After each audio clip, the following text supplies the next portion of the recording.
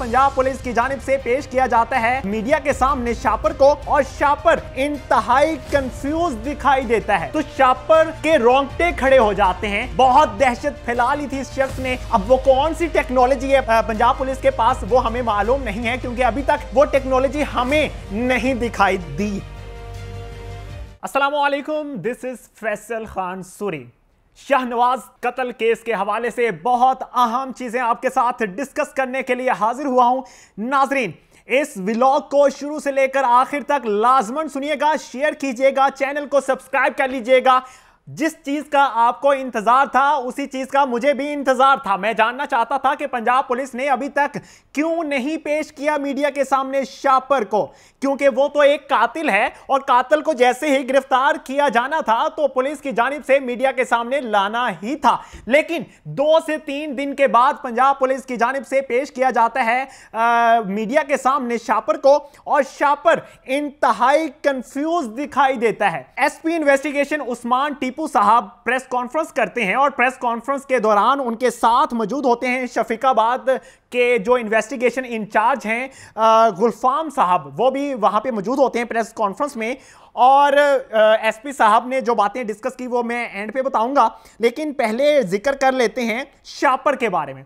शापर को जब माइक का सामना करना पड़ा तो इंतहाई कंफ्यूज दिखाई दिया, उससे बोला नहीं जा रहा था, टांगें कांप रही थी। जैसे ही सहाफी की जानिब से सवाल किया जाता है कि शापर को फांसी कब होगी, तो शापर के रोंगटे खड़े हो जाते हैं। शायद उसको उस वक्त ये चीजें याद नहीं थी कि जब वो गोली चला रहा था, जब वो इस तरह के काम किया करता था, जब वो लोगों को धमकियां दिया करता था, खौफो हरास पैदा किया करता था मोहल्ले में, उस वक्त उसके जहन में ये सब चीजें नहीं थी कि उसको इन सब चीजों का सामना करना पड़ सकता है। बहुत दहशत फैला ली थी इस शख्स ने इंतहा कर दी थी।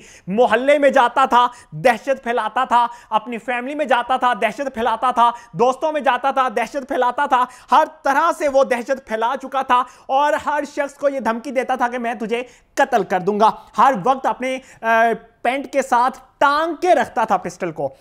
अब मैं जिक्र करता हूं उस प्रेस कॉन्फ्रेंस के बारे में। वो आपको पूरी प्रेस कॉन्फ्रेंस भी मैं आपको बताता हूं कि उसमें किन बातों पे फोकस किया गया, क्या क्या चीजें बताई गई हैं। बहुत अहम पॉइंट्स हैं, बहुत अहम। सुनिएगा, लाजमी शेयर कीजिएगा, टिकटॉक पे, इंस्टाग्राम पे, फेसबुक पे, हर जगह अपनी टाइमलाइन पे शेयर कीजिएगा। एसपी साहब कहते हैं कि शफीकाबाद इन्वेस्टिगेशन पुलिस ने जदीद टेक्नोलॉजी की मदद से मरकजी मुलजिम को गिरफ्तार किया, यानी कि शापर को गिरफ्तार किया। अब वो कौन सी टेक्नोलॉजी है पंजाब पुलिस की तरफ, पंजाब पुलिस के पास, वो हमें मालूम नहीं है, क्योंकि अभी तक वो टेक्नोलॉजी हमें नहीं दिखाई दी। तो उसके बाद कहते हैं कि मुलजिम जहजेब उर्फ शापर और मकतूल के दरमियान कुछ अरसा कबल बेहतरीन वन व्हीलर के मामले पर झगड़ा चल रहा था। झगड़े के बाद मकतूल शाहनवाज रावलपिंडी चला गया था। मुलजिमान ने मकतूल को सुलह करने के लिए लाहौर बुलाया था। लाहौर वापसी पर शाहनवाज दोस्तों के साथ वन व्हीलिंग के लिए चला गया। मुलजिम भी इधर मौजूद था। मुलजिम जहजेब उर्फ शापर की फायरिंग से शाहनवाज मौके पर ही दम तोड़ गया। यह उन्होंने गलत बताया है। 45 मिनट तक तड़पता रहा था शाहनवाज। खैर, मुलजिम जहजेब उर्फ शापर कत्ल की संगीन वारदात के बाद मौके से फरार हो गया था। 45 मिनट गुजरने के बाद जैसे ही मालूम पड़ा कि दम तोड़ चुका है शाहनवाज, तो शापर ने भागना बेहतर समझा। अपने पेरेंट्स को फंसा के, अपने घर वालों को फंसा के खुद भाग गया था और बड़ी कोशिश की उसने कि मैं बच जाऊं, मुझे अदालतों के चक्कर ना खाने पड़े, मुझे पुलिस की हिरासत में ना आना पड़े। लेकिन पंजाब पुलिस ने बहादुरी दिखाई, लेकिन एक लिमिट तक, क्योंकि पठानों की जानिब से, जो कि शाहनवाज की फैमिली थी, उनकी जानिब से इंतहाई प्रेशर था। हर अदारे पे प्रेशर था, वकला हजरात पे प्रेशर था, पुलिस पे प्रेशर था, अदालतों पे प्रेशर था। हर शख्स का फोकस था शाहनवाज केस पे। अगर पंजाब पुलिस उसको गिरफ्तार ना करती तो पंजाब पुलिस ने बदनाम हो जाना था।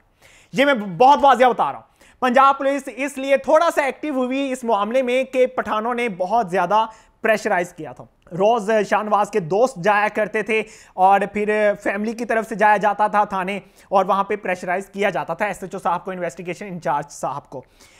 गुलफाम साहब से मेरी मुलाकात हुई थी, मेरी टीम की मुलाकात हुई थी, उसमें बहुत अहम डिस्कशन हुई थी। गुलफाम साहब को अहम इंफॉर्मेशन जो दी थी वो मेरी टीम की जानिब से दी गई थी। ये भी मैं आपको बता दूं, गुलफाम साहब बहुत ही परेशान थे और ऐसा लग रहा था कि नाकाम हो चुके हैं शापर को ढूंढने में। लेकिन हमारी टीम की जानिब से बताया गया कि आप इस तरह के स्टेप उठाएं, वो मैं आपके साथ शेयर नहीं कर सकता, कुछ राज भी होते हैं, राज की बातें होती हैं, डेट्स वाई मैं आपके साथ वो डिस्कस नहीं कर सकता। लेकिन अहम चीज यही थी कि हमारी टीम की जानिब से बहुत अहम इंफॉर्मेशन भी पहुंचाई गई।